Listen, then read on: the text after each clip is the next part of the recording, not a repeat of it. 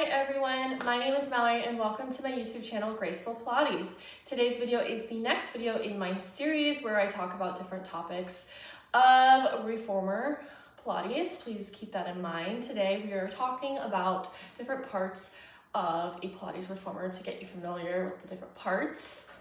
Now, please keep in mind, I am on an Allegro 2 by Balanced Body, so depending on the model and manufacturer, there might be different parts. But typically most reformers have the same parts: the carriage, the shoulder blocks, the headrest, some sort of handle or loop connected to the ropes, and the risers at the end, a foot bar, standing platform, spring bar, and springs, but I'll go into more detail talking from the front to the back of the reformer. Again, I'm on an Allegro 2 by Balanced Body. Allegro 2 would be the model and Balanced Body would be the manufacturer, so just keep that in mind. All right, so let's start with the actual platform here. This supports the whole carriage as well as the foot bar and the springs and the spring bar.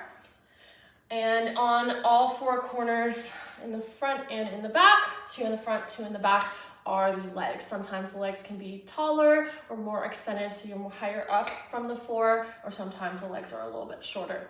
Both great options, different features for both. Next is the standing platform. I have a standing platform which you can stand on, as well as for certain exercises, maybe you'll be on your arms or on your palms for different exercises depending. This is the standing platform. On the standing platform, there may be a mat for an extra cushion.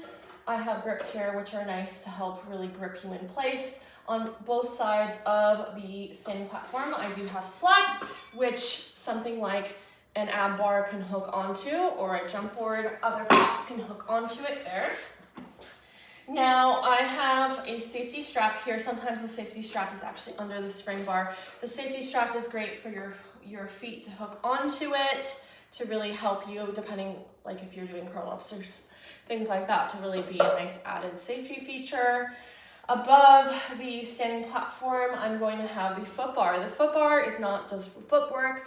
Depending on the exercise, if you're in like a standing position, you can hold on to it to support you, as well as in certain kneeling positions. Like ab exercises, maybe the elephant, it's really gonna help you with your ab exercises, with your hands grabbing both sides, so on and so forth, certain prone positions as well, maybe doing a thoracic extension. So many different options there. Now underneath the standing platform, I have the spring bar. You can't really see it, but the spring bar has buttons, and the buttons can be lower or higher. Sometimes they just have one row of buttons. That's where the springs actually hook onto and provide the weight or the tension for the reformer. Depending on the machine, a reformer is going to have different color coding system to define what different weight is. On a Balanced Body machine, that's going to be yellow, blue, red, and green.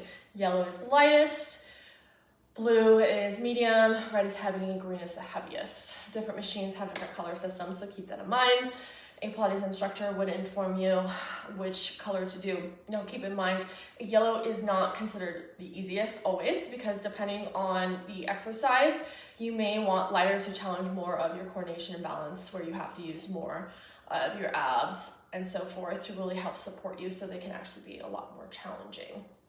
Now, I am sitting on a carriage. The carriage is going to support so many different exercises, whether you're in supine, which is on your back, side lying, certain standing exercises, as well as kneeling, seated, prone, and plank exercises. This is the carriage that I am sitting on. The carriage can move. Sometimes you do not want it to move to create a static hold and really challenge those muscles and that coordination.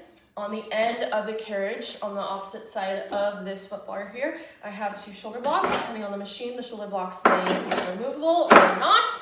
The shoulder blocks are great for your supine exercises to really make sure, depending on whether you have frontal arms or lateral arms, to make sure that your arms are 90. That means that your arms are not going past those shoulders, as well as help anchor you onto the carriage so you don't fall off. Now, this is a headrest. Some headrests may be lifted on up or lowered on down.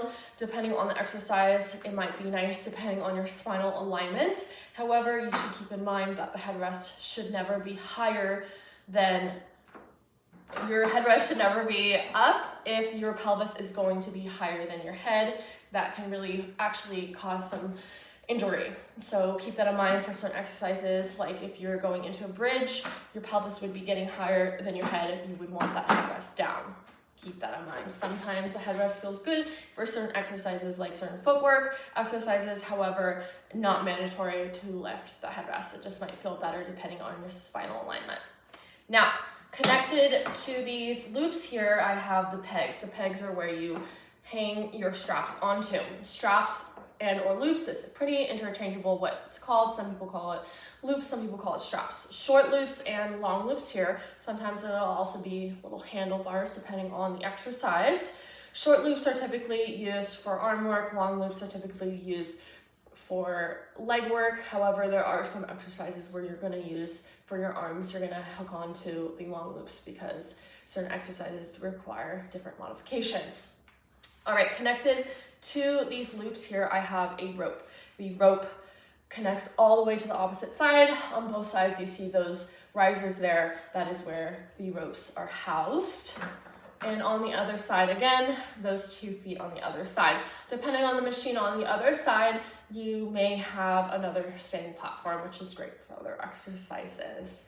All right, if you would like me to go into further details about certain parts of your reformer, please comment down below. I hope you have a great day. Please like, comment, and subscribe. Maybe go take a look at another video. I do talk about different demoing of exercises for informational purposes, as well as different workout videos at different lengths, different levels of intensity from beginner, intermediate, all the way to advanced, as well as different topics of reformer Pilates for informational purposes as well. So you have a great day. Please like, comment, and subscribe.